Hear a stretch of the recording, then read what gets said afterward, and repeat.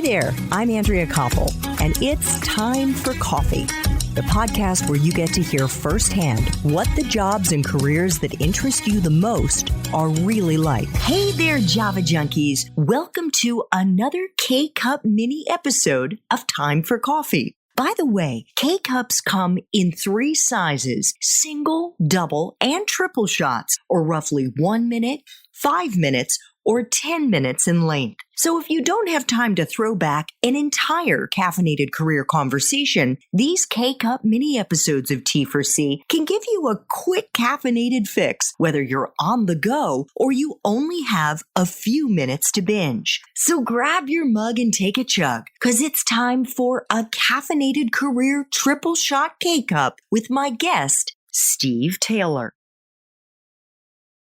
Let's kick things off, Steve, by getting into where you are now, not where you are geographically, but what you're doing now professionally at Fixt.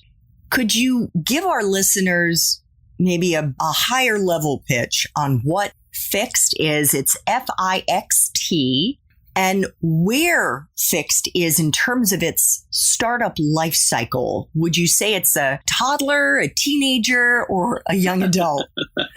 Yeah, that's a good question. I think sometimes I feel we are an infant, and other times I think we are a burgeoning adolescence ready to reach adulthood.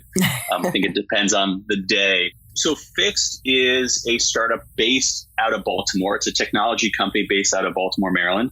We are an on-demand platform that facilitates the economic exchange of value between technicians and customers. What that means in plain talk is that we provide an on-demand experience, sort of like Lyft or Uber with ride sharing. We provide an on-demand experience to allow customers to request a technician to come to their home or office and fix their mobile devices. So think about the Uber or Lyft app meets the Apple Store. Aha. So it's also for just regular consumers like me? It's not just for big businesses? We're growing in that direction, consumer facing, but right now we are specifically focused on the enterprise. So we have large enterprise clients who provide this service to their employees around the country. Got it. So is it like, what is that service that Best Buy has? Geeks or? Geek Squad. That's Geek right. Squad. Geek Squad. That's right. Yep. And Geek Squad was doing something very similar to us before they were acquired by Best Buy. Aha. Okay. And so how old is Fixt and how many employees does it have right now? So Fixt is about 6 years old. It was started by Luke Cooper in Baltimore, and we currently have about 22 people on the team. And that their responsibilities range from technical side, product and engineering, to sales, marketing, customer success, and operations. Nice, nice. And how has the coronavirus impacted Fixt? Obviously, many of you, if not all of you, are working virtually, but also how its growth has been impacted.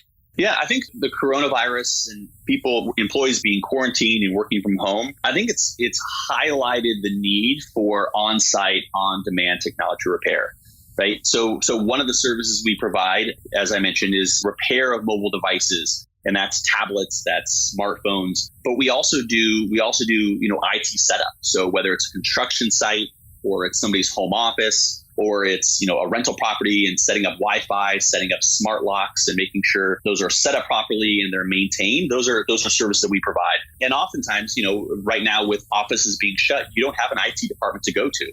In many cities, you don't even have an Apple store to go to. So if you have an issue with your iPhone, you drop it on the floor, you have to send it in, you have to mail it in. And that isn't always a convenient experience, especially when your employer is expecting you to be online.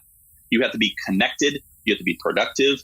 And you can't do that if your smartphone or your laptop drops. So the idea of providing an on-site and on-demand technician that will come to your home or office, I think is more important than ever.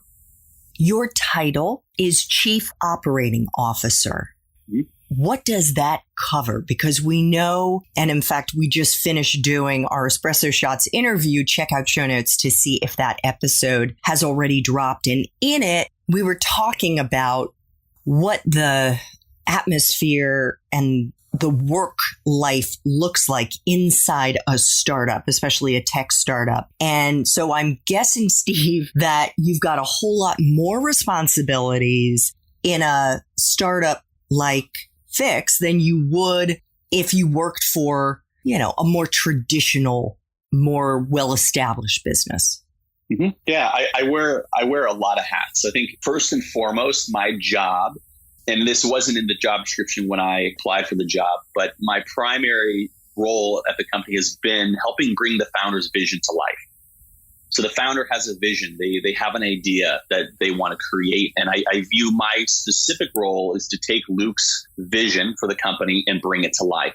And I do that by managing the daily operations of the business. And that includes the operations team, the client support, sales, marketing, finance, accounting, HR. I do all of that. I am the head of HR, the head of finance, head of operations, and I have a team underneath me that supports that and runs the day-to-day business. And my job is to make sure that the trains all run on time.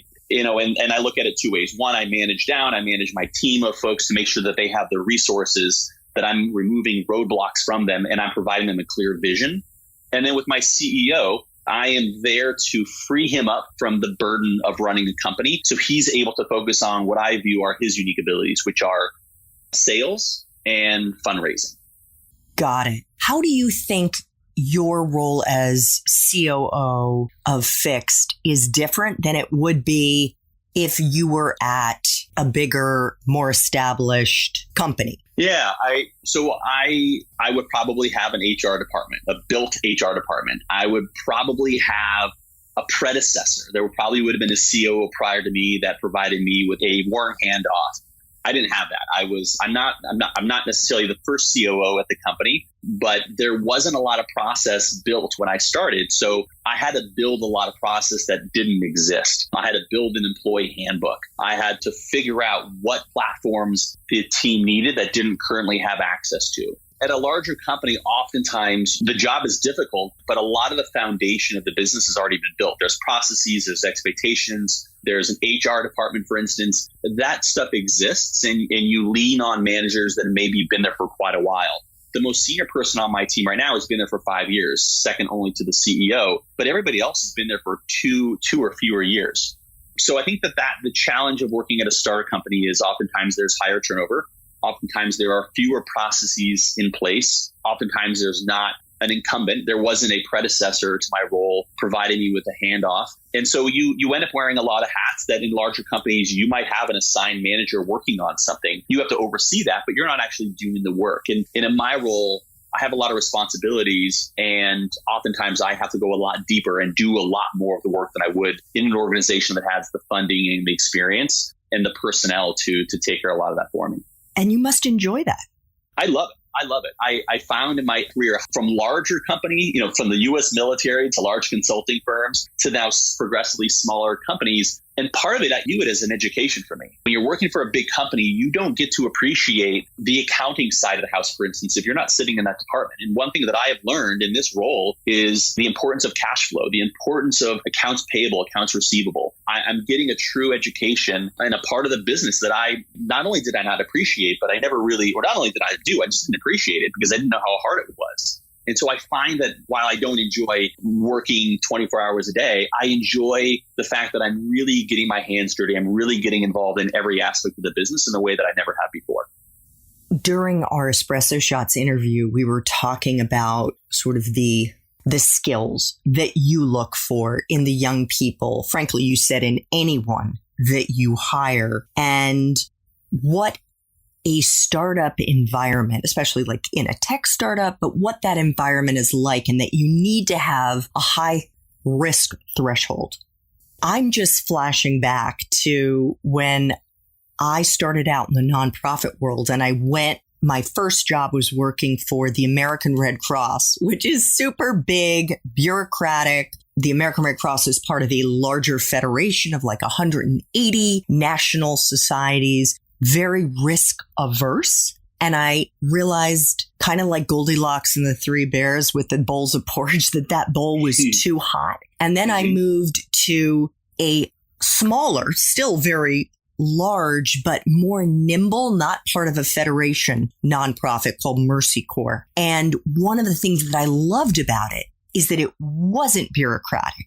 It was very into innovation and into trying new things and being more risky in the types of programming it does. And I don't mean the risk was at the same level of the risk that you're involved in, but there still was risk in the kinds of ideas that we were going after. And I think that's really fun if you have that kind of personality, right? Mm-hmm. That's right. Yeah. I mean, I enjoy operating where there are no rules, right? Where you're literally inventing an industry, or you're creating a business and you're responsible for creating structure and building organization. And I think that there's you mentioned the word bureaucracy. It's interesting. I think that there's a healthy tension that exists in a startup when you are enjoying the chaos and comfortable in the uncertainty and the ambiguity, but striving for consistency and discipline. And the opposite end of that is bureaucracy, where there's so much red tape, there's so much process, it takes forever to get things done. People are very risk averse, and everything has to have a very specific ROI with a low chance of failure. And in a startup, you have to weigh that. Capital is not a unlimited resource. You have to understand the ROI of something. You have to take calculated risks. You can't just throw caution into the wind. But oftentimes you're creating something out of nothing. You're building an industry that has never existed before, and you can't live in that world forever. You can't live in a processless world forever. So you strive for consistency. It's sort of like being an athlete.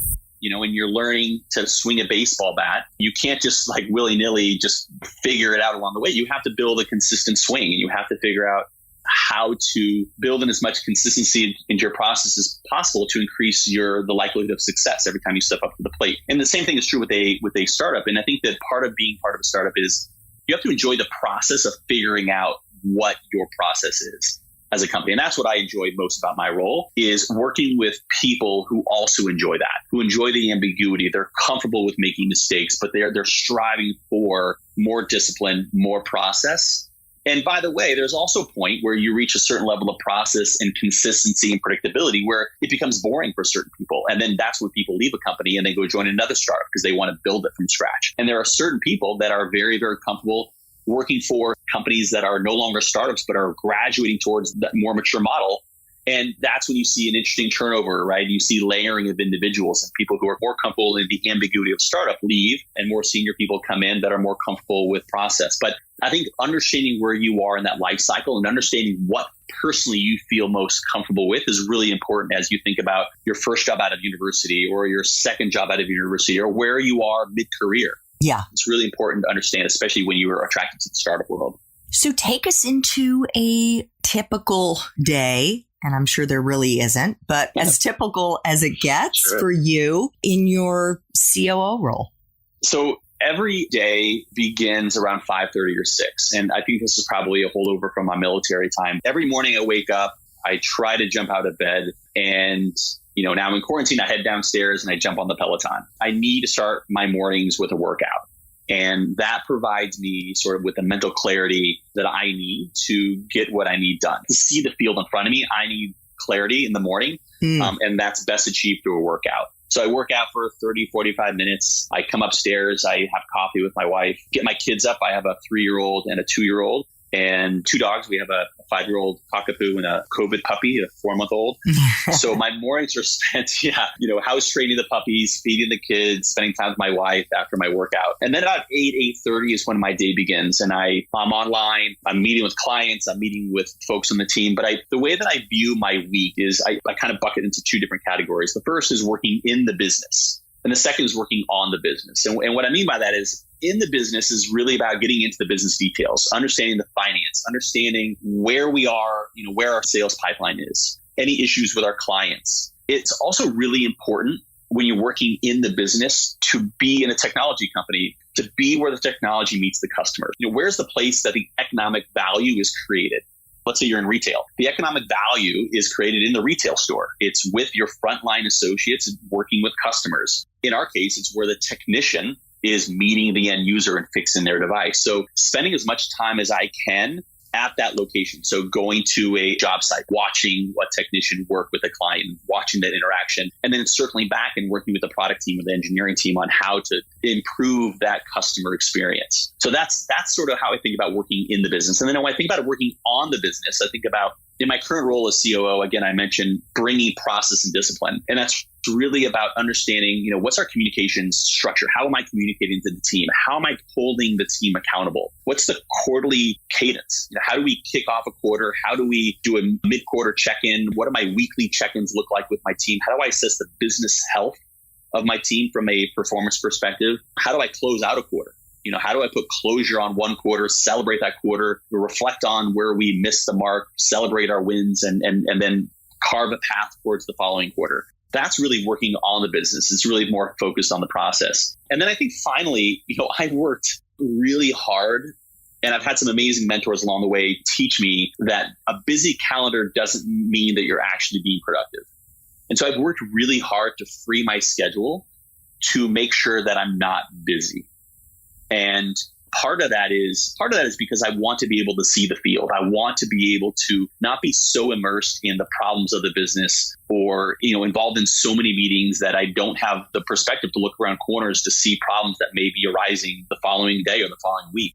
And the other thing is, my job is also to absorb the inevitable challenges that hit the business or to hit the individuals on my team. And I need to have a calendar that is open enough to take direction from the founder that needs me to jump onto a project. Or if somebody on my team is having a personal challenge or, whether personal or professional challenge, I need to spend, instead of a 30-minute one-on-one with that individual on a Tuesday, I need to extend to an hour. I need to have the bandwidth on my calendar to create that time for that individual. So I think starting the morning off right, thinking about bucketing my to-dos into working in the business versus on the business, and then working as hard as possible to not allow my calendar to soak up meetings that don't need to be on there. And sometimes I call it JOMO, this joy of missing out.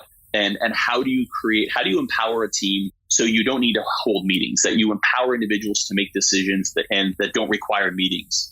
And then how do you get people to say, okay, there's a meeting on the calendar, Steve's involved, but you know what? It's not really my business function that's being discussed. So I'm going to enjoy missing that meeting and actually get work done. And I have found that to be a really healthy example to set for the team. And from a work-life balance, it's also a great way to ensure that I have time at the end of the day to close the laptop when the work is done and then really focus on family at the end of the day. Thanks for tuning in to this K-Cup mini episode of Time for Coffee. If you want to listen to our entire caffeinated career conversation, please check out the show notes for this episode. Thanks so much for listening to Time for Coffee, where the professionals in the jobs that most interest you always have time to grab coffee, 24/7, no matter where you live. I have one quick favor to ask you. Remember to rate, review, and subscribe to Time for Coffee. Thanks so much.